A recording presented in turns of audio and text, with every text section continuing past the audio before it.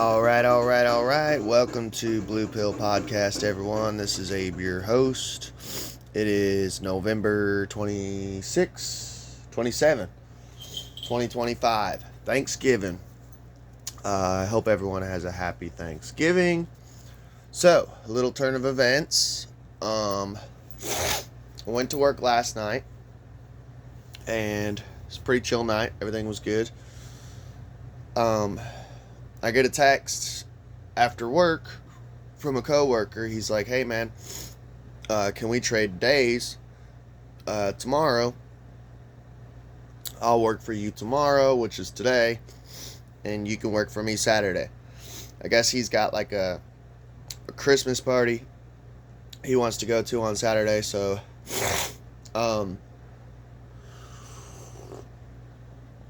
thing is like, I didn't really want to do it because if I would have worked today, I would have got paid time and a half. So I'm actually losing out on money. But for one, this guy, me and him have been buddies for like 5 years now. We've been friends. He's the one who got me the job. But also, hang on, I'm gonna blow my nose. Also, this kind of ties in with a whole other thing. Me and Sammy's wedding anniversary is December 1st. And our gift to each other was we basically were going to split the price on tickets and parking and all that. And me and her were going to go see Trans-Siberian Orchestra. I'd never seen him before. She'd never seen him before. So the dude that I'm talking about, him and his dad both worked there, and they go every single time that Trans-Siberian Orchestra come in to town. So I went to go ask off, and they had both already asked off, and I'm like, fuck. And my buddy, the son, he's like, dude, I've seen him 25 times. I'm not even kidding. They've seen him 25 times, and he's like, I'll work, that way you and Sammy can go see Trans-Siberian Orchestra. So because of that, I was like, yeah, dude, I'll trade days with you, you know. So that's cool. So I'm off today. So there probably will be maybe two more, podcasts today, just depending how I feel. Because Sammy's going to work. I'm off. So I'm just going to sit around and podcast, play video games. So, I have a Buy Me a Coffee account set up in the link below. If you donate any money, I will send you, through snail mail, I'll send you a sticker. It helps the channel, pays for pens, papers, notebooks, flash drives, all that shit. So last night, when I got off work, I beat Around the World in 80 Days for Game Boy Advanced. I'm currently playing BattleBots. I don't think I'm going to end up reviewing this, just because it's such a short game. But Around the World in 80 Days, there was enough substance there to review it. So, let's get into it.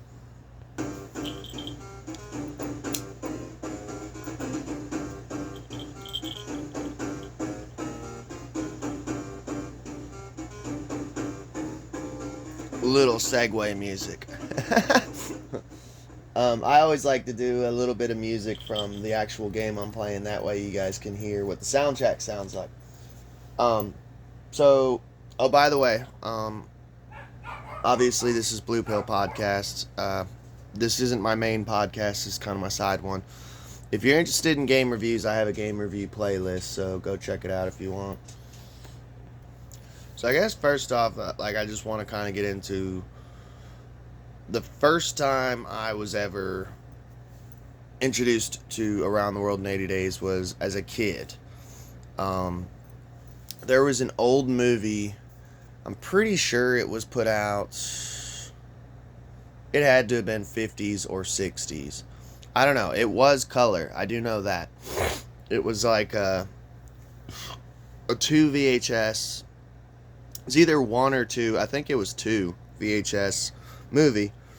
It was an old movie. And me and my mom, we went to this library down in Florida, and it was like summer vacation. She's like, "You want to get a movie?"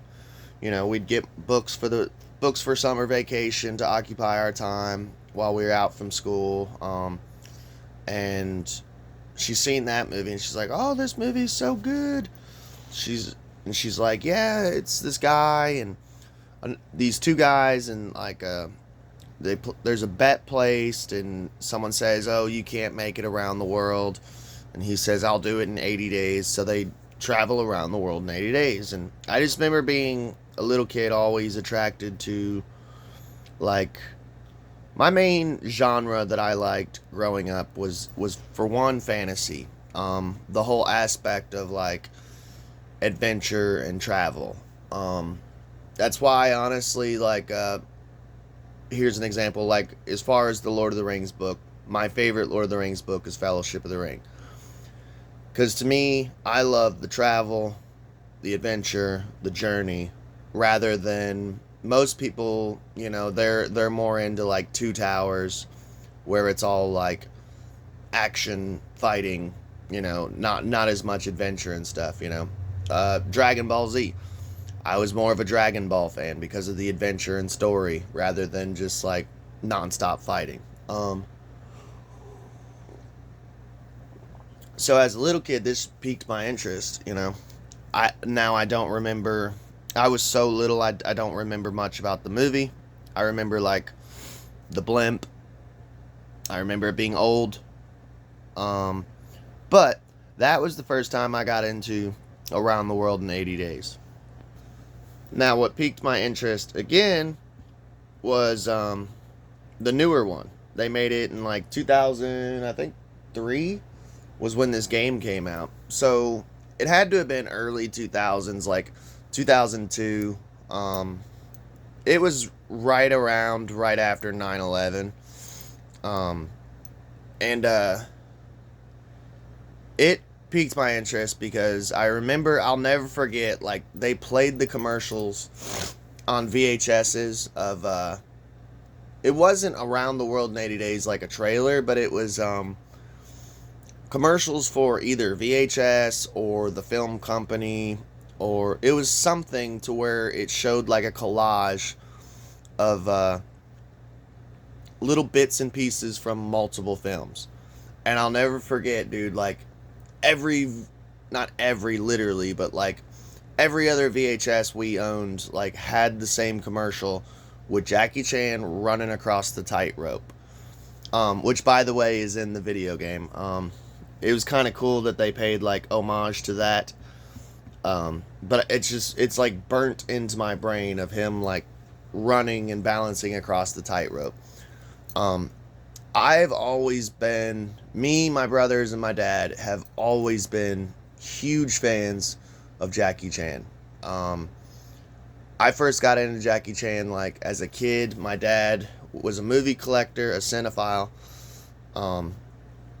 He had literally an entire room dedicated to movies. I'm talking VHS, DVDs, Blu-ray, HD.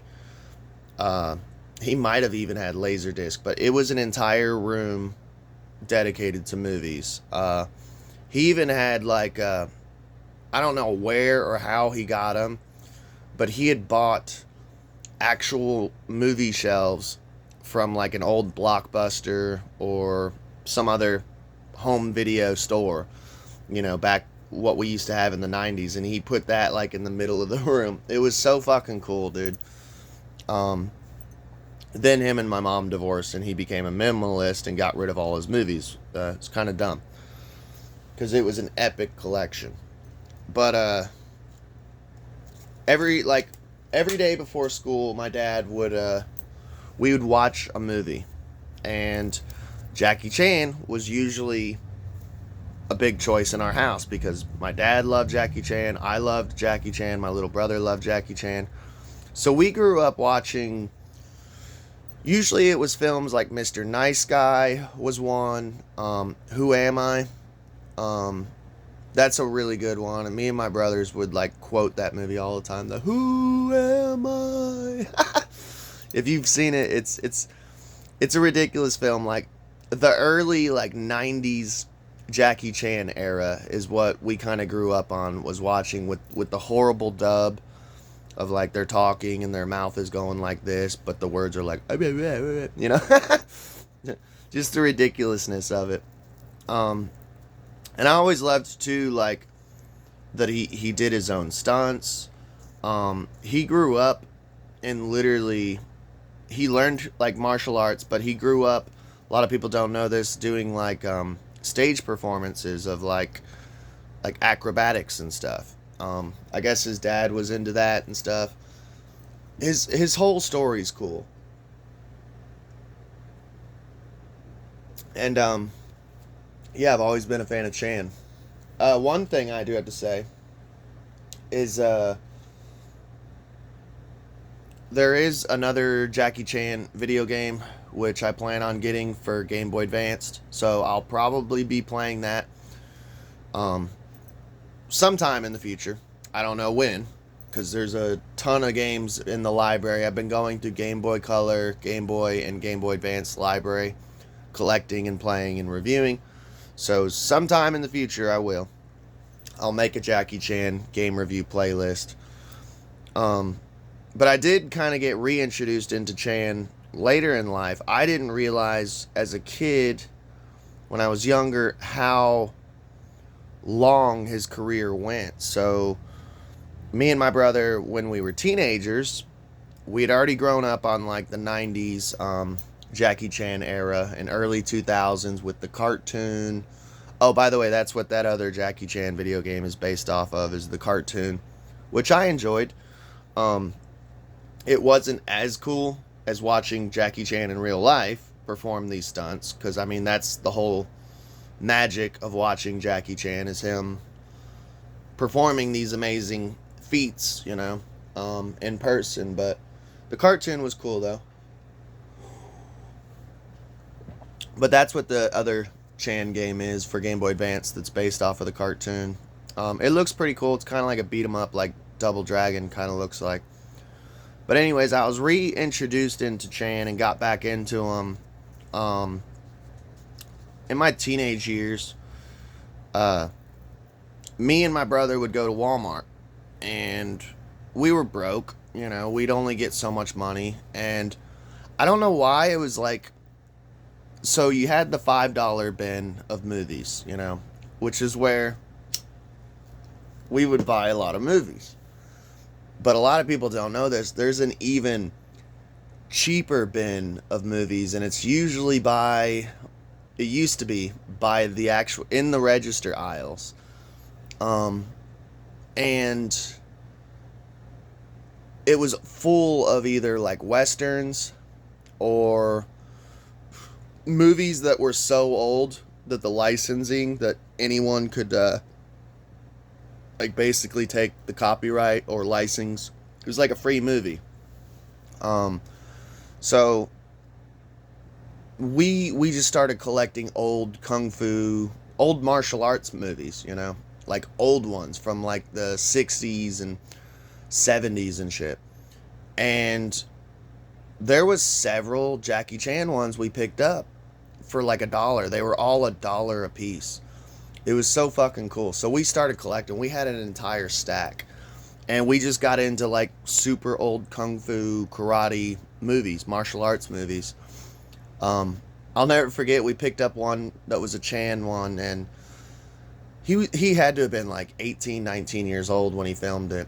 And there was one scene that just sticks out in my mind where he's with a girl, traveling with a girl, and he's fighting these guys. He stole a chicken from the market, and it's super hot, and he's fighting these guys, but he keeps having to switch the chicken over because it's so hot, and he's been beating people up, you know. And it was just like classic Jackie Chan, and it was like, whoa, he was doing like that hilarious yet amazing dexterity mixed with comedy even back in the 70s. So I know I kind of gushed on Chan for a while, but I love Jackie Chan. So anyways, the music for this game, it's groovy, It's quiet. You guys know me, man. I've been doing multiple reviews on video games in this channel for a while now, about a year. And I don't know what it is, man, about Game Boy Advance. Because Game Boy Color and Game Boy, they didn't have this issue with quiet audio. For some reason, Game Boy Advance, they struggle. The gaming companies, the developers, I don't know, they struggle with volume. So, and it's not my hardware. I mean, you guys see I'm playing on a classic SB. It's not my hardware, because when I play an older game, you know, it pops up loud and clear. This one does give you the options to turn up the sound effects and music volume, but it's still too fucking quiet, man. I don't know why. It's something like every other game I get for Game Boy Advance. It's just quiet as hell. You know. So it is a side scroll game. There is like RPG elements to it. So every time like you punch someone, you know, it'll say like 16, 9. It shows the amount of damage that you do. Kind of like with RPGs, you know, like The Hobbit. You know, we reviewed that earlier this year. Same concept. And you pick up, there's 4 symbols that you have to pick up.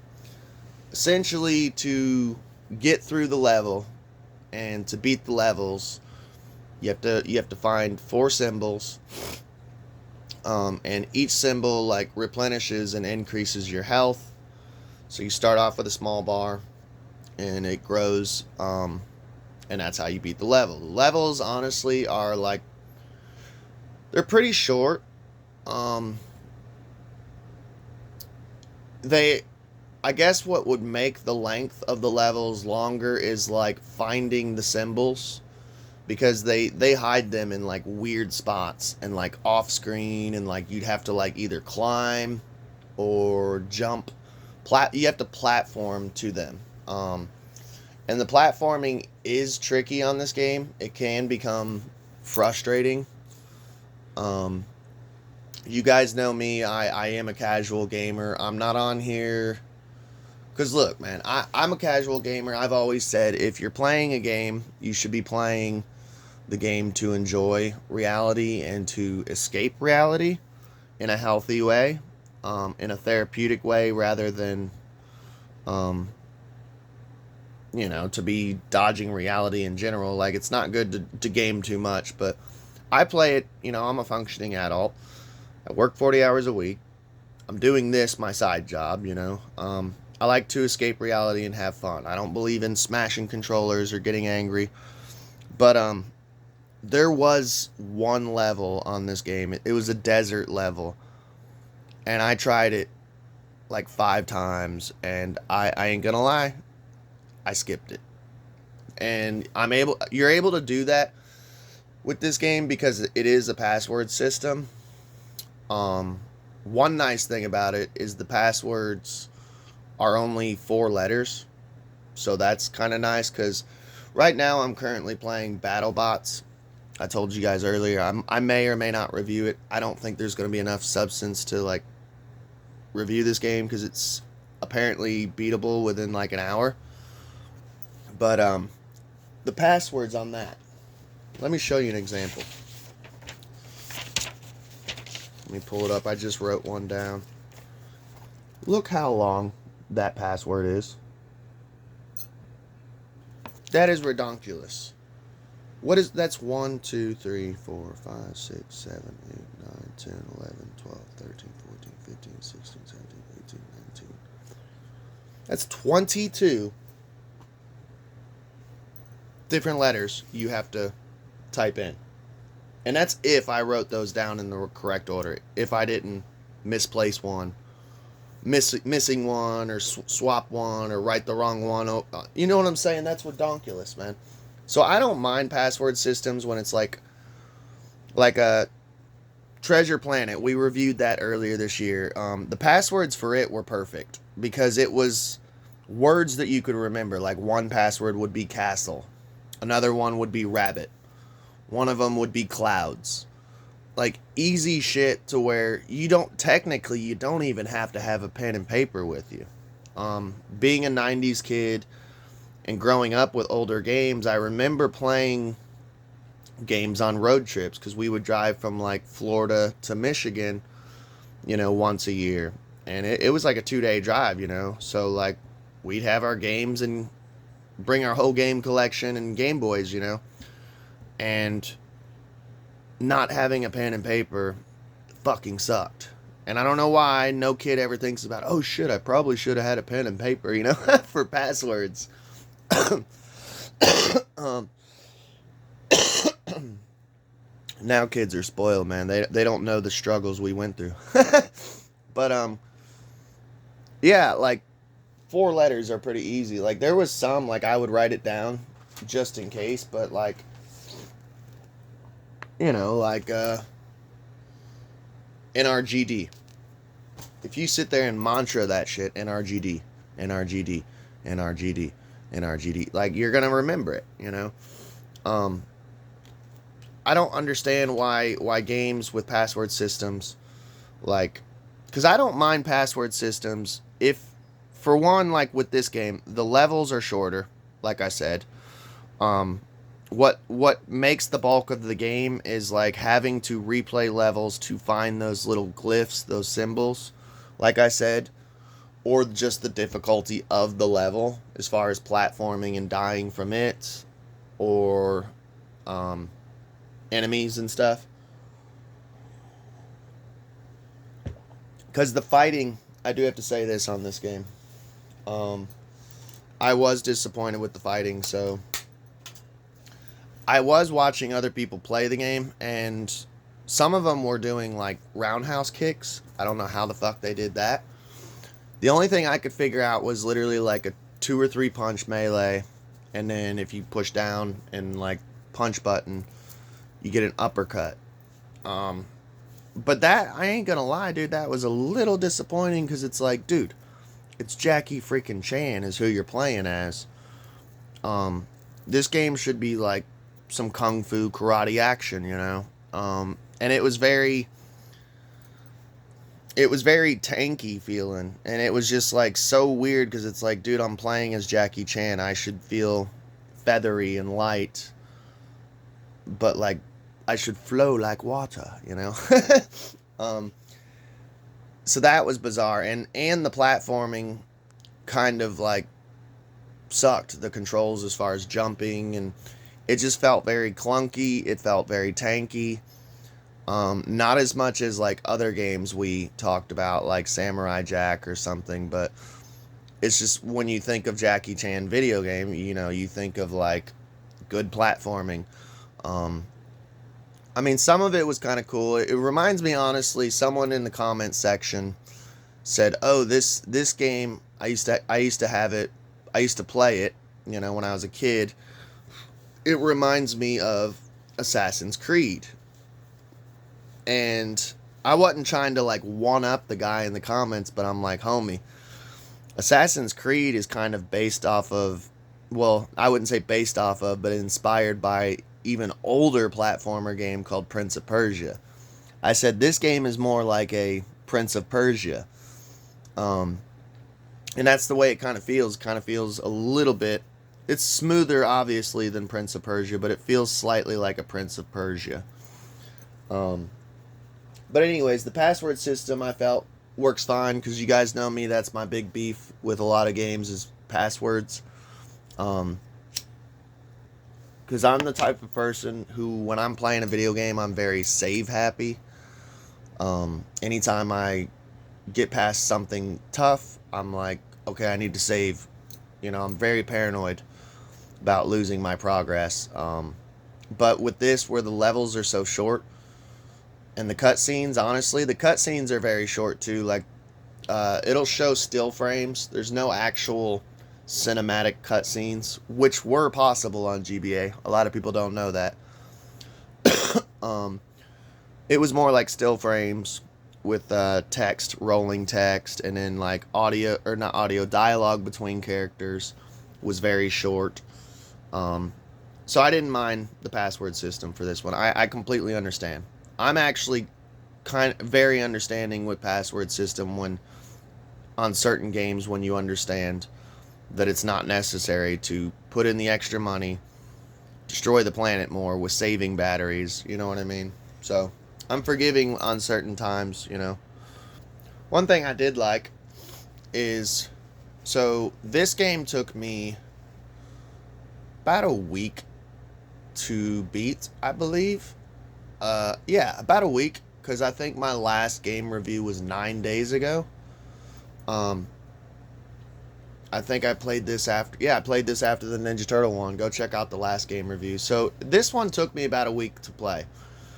Now that being said, I'm an adult with a 40 hour work week, plus doing things on days off, and I'm not glued to the video games every day, all day. You know, I'll play 2 hours a night sometimes. And that's not every night. That's like 2 or 3 nights in a row, skip a day, you know. I'm a casual gamer.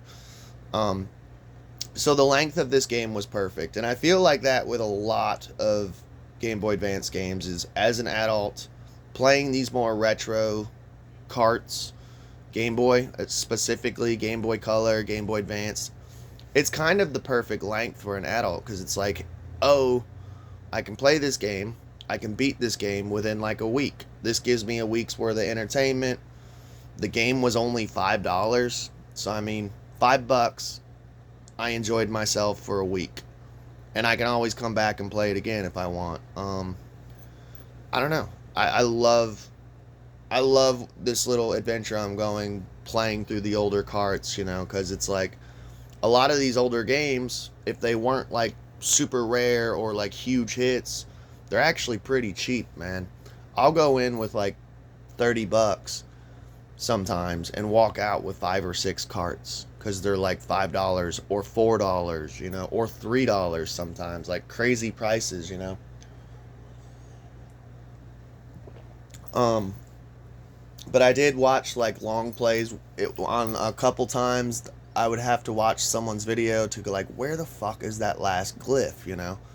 Or how do I get past this part? Um, and I noticed that some of these people were beating it in like one sitting of an hour. So if it's your day off and you just want to sit and game all day and you have nothing else planned, you could beat this game probably within an hour, you know? Maybe hour and a half if you have to keep retrying stuff. But it lasted me about a week. So one thing I did notice with the game though is it did become a little bit slightly repetitive, but like I said, where it's such a short game, it didn't really bother me too much. If the game was longer, if it was like, okay, I've noticed this with Game Boy Advance games is like the average game as far as like max length seems to be about 5 hours. I'm talking like Samurai Jack. The longer adventure story games seem to only be about 5 hours long.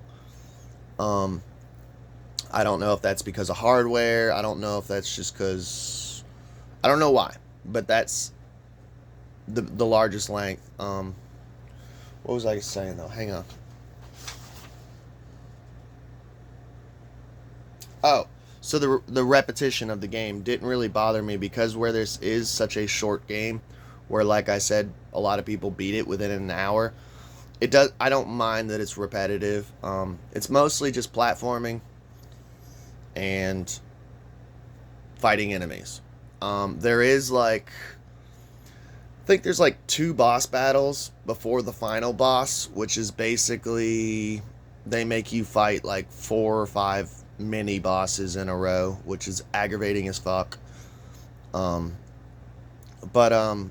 the only other thing besides boss battles, which they're not even really boss battles, I mean, you could just pretty much just like spam them and they can't get a hit in on you. Like there's zero difficulty with the bosses.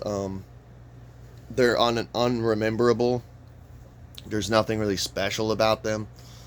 The only other thing they did is they did like one fetch quest at the very beginning of the game where you have to jump off of the balloon, run and get a suitcase, and then run back to the balloon while dodging enemies and or fighting them, and like grab a rope to get back on the hot air balloon. Like, that was it. Besides that, pretty simple formula. Platform, find 4 glyphs, beat up enemies, get to the finish line, you know. But where it is a shorter game, like I said, it wasn't a big deal, but it was slightly repetitive. Honestly, at the end of the day, I give it 8 out of 10. I felt immersed in the world. The storyline is nothing amazing. It's a very simple story. It's a bet.